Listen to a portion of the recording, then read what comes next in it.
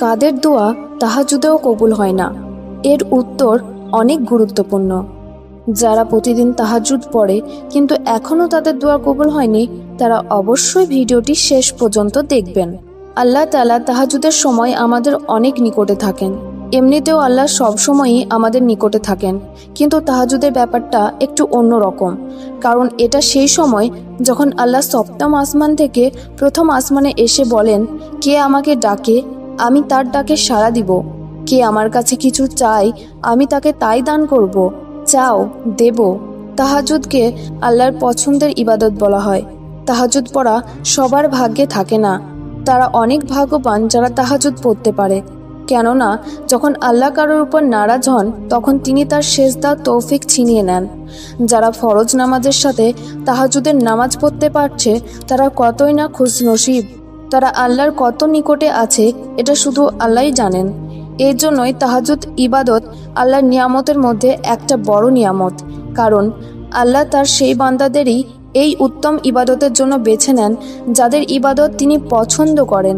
এর জন্যই তাহাজ্জুদ পড়া বান্দা আল্লাহর অনেক খাস বান্দা হয়ে থাকে। তাহাজ্জুদের উপকার আর ফজিলতের কথা তো তোমরা অনেক জায়গায় পড়েছ এবং শুনেছ, কিন্তু জানো তাহাজ্জুদের সবার আগে আমাদের নিয়ত দেখা হয়। আমি অনেক মানুষকে রেগুলার তাহাজ্জুদ পড়তে দেখেছি, কিন্তু তাদের মধ্যে কিছু সংখ্যক মানুষই আছে যারা আল্লাহর জন্য তাহাজ্জুদ আদায় করে, যারা শুধু আল্লাহর রাজি খুশির জন্য তাহাজ্জুদ পড়ে। তাদের হাত ওঠার আগেই তাদের সেই দোয়া কবুল হয়ে যায়। কিন্তু আজকাল বেশিরভাগ মানুষ শুধু এই জন্য তাহাজ্জুদ আদায় করে যাতে আল্লাহ শুধু তাদের চাওয়াকে পূরণ করে দেয়। আল্লাহ আমার এই ইচ্ছে পূরণ করে দিন, আল্লাহ আমার এই দোয়াটা শুনে নিন। তো এইভাবে আল্লাহর ইবাদত করলে তুমি আল্লাহকে চাইছো না, বরং তুমি তো অন্য কিছু পাওয়ার আশায় থাকো। তুমি আল্লাহর নৈকট্য চাও না, তুমি তাহাজ্জুদ শুধু নিজের ফায়দার জন্য পড়ো। আর যখন তুমি সেটা পেয়ে যাও, তখন তুমি তাহাজ্জুদ পড়াই ছেড়ে দাও। একটি কথা বলি, তাহাজ্জুদ নামাজ আল্লাহর ভালোবাসা পাওয়ার জন্য পড়া উচিত, শুধু নিজের দোয়াকে কবুল করানোর জন্য নয়। এই জন্যই যখন তোমার দোয়া কবুল হয় না, তখন আল্লাহর উপরেই অভিযোগ করো যে ইয়া আল্লাহ, আপনি আমার দোয়াই শুনছেন না। একটা কথা জেনে রাখো, আল্লাহ কারো নেক দোয়াকে রদ করেন না। তোমার দোয়া হয়তো তাড়াতাড়ি কবুল হয়ে যায়, না হলে কিছু সময় পর কবুল হয়, আর না হলে আল্লাহ সেটাকে তোমার আখিরাতের জন্য রেখে দেন। এটা কখনো বলা উচিত নয় যে আমাদের দোয়া কবুল হচ্ছে না। ইচ্ছেটা তো আল্লাহ জানেন, আর আল্লাহ তো আমাদের 70টা মায়ের থেকেও অধিক ভালোবাসেন। দোয়ার কবুলিয়তে কখনো তাড়াহুড়ো করতে নেই, কারণ আল্লাহই ভালো জানেন আমাদের দোয়া কখন কবুল হলে সেটা উত্তম হবে। যখন আমরা দোয়া কবুল হচ্ছে না দেখে এটা বলি, আল্লাহ তো আমার ওই দোয়াটি কবুলই করলেন না, আমার এই ইচ্ছেটা পূরণই করলেন না, আমি তো তাহাজ্জুদে উঠেও চেয়েছি, তো এটাকে অভিযোগ বলে। আর যেখানে অভিযোগ থাকে সেখানে কবুলিয়ত হয় না। তাহাজ্জুদের নামাজ বান্দা যাতে আল্লাহর কাছাকাছি আসতে পারে তার জন্য দান করেছেন আল্লাহ। এই জন্যই তাহাজ্জুদের নামাজের নিয়ত শুধু আল্লাহর নৈকট্য হাসিলের জন্য আর আল্লাহকে রাজি করার জন্যই হওয়া উচিত।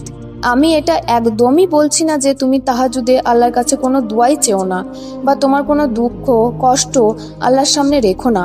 তুমি যা চাও সেটা বলো আল্লাহকে, তোমার দুঃখ কষ্ট সব বলো আল্লাহকে, মনের কথা আল্লাহকে বলো। কিন্তু কখনো এটা বলো না যে আমি প্রতিদিন তাহাজ্জুদে উঠে দোয়া চাই, তবুও আমার দোয়া কবুল হয় না। আমি তো আল্লাহর কাছে এত কান্না করে চাইছি, তবুও আল্লাহ কবুল করেন না। এই ধরনের কথা বলা ভুল। এটা মনে রেখো, আল্লাহর আমাদের ইবাদতের, আমাদের দুয়ার কোনো প্রয়োজন নেই।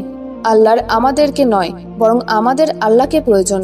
তাই তাহাজ্জুদে আল্লাহর কাছে আল্লাহকেই চাও। বলো, আল্লাহ আমি তোমার প্রেমে তাহাজ্জুদ পড়ছি, তোমার প্রেমে আমি আমার নরম বিছানা ছেড়ে তোমার সাক্ষাতের জন্য এসেছি, তোমার প্রেমে ঘুম ছাড়াতে ঠান্ডা পানি মুখে দিয়ে উজু করে এসেছি। তুমি কখনো তোমার ইবাদতের বিনিময়ে কিছু চেও না, কারণ ইবাদত তো শুধু আল্লাহর জন্য হওয়া উচিত, আল্লাহকে রাজি খুশি করার জন্য হওয়া উচিত।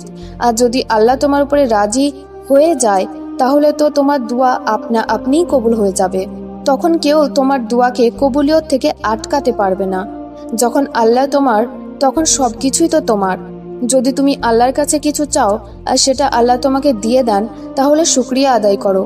আর যদি না দেয়, তাহলে সবর করো, কারণ এতে আল্লাহর কোনো না কোনো হিকমত লুকায়িত আছে। আমাদের বারবার এটা বলা যে আমাদের দোয়া তো কবুল হচ্ছে না বা আমার দোয়া কখন কবুল হবে, এইসব না শুকরিয়াই শামিল। আর আল্লাহ না শুকরি একদমই পছন্দ করেন না। তুমি যাই করো, কুরআন তিলাওয়াত বা জিকির আজগার, এইগুলো যেন শুধু আল্লাহ তাআলাকে রাজি করানোর জন্য হয়, আল্লাহর ভালোবাসা লাভ করার জন্য হয়। যেই দিন তুমি আল্লাহর ভালোবাসা এবং রাজি খুশি পেয়ে যাবে, সেই দিন তুমি দেখবে আল্লাহ তোমার সব দোয়া কবুল করে নেবেন। এই জন্য তুমি তাহাজ্জুদ আদায় করো, আল্লাহর ইবাদত করো, আল্লাহর ভালোবাসা চাও। আল্লাহর ভালোবাসা পেয়ে গেলে আমাদের আর কোনো জিনিসের অনুসন্ধান থাকবে না। আল্লাহর ভালোবাসার আগে তখন সব কিছুকে তুচ্ছ মনে হবে। আমি শুধু এতটুকু বলতে চাই যে তুমি আল্লাহর কাছে চাও, বাচ্চার মতো কান্নাকাটি করে চাও। আল্লাহকে বলো, আজকে আমার সাথে এটা হয়েছে, আজকে ওই মানুষটা আমার সাথে এমন করেছে, আজকে আমার মন ভেঙে গেছে, আজকে আমি অনেক কান্না করেছি, আজকের দিনটি কেমন কাটলো। এই সব কিছু তুমি আল্লাহর সঙ্গে বলো, আল্লাহর সাথে কথা বলো। কেউ তোমার জন্য অতটা ভালো ভাববে না যতটা আল্লাহ ভাবেন।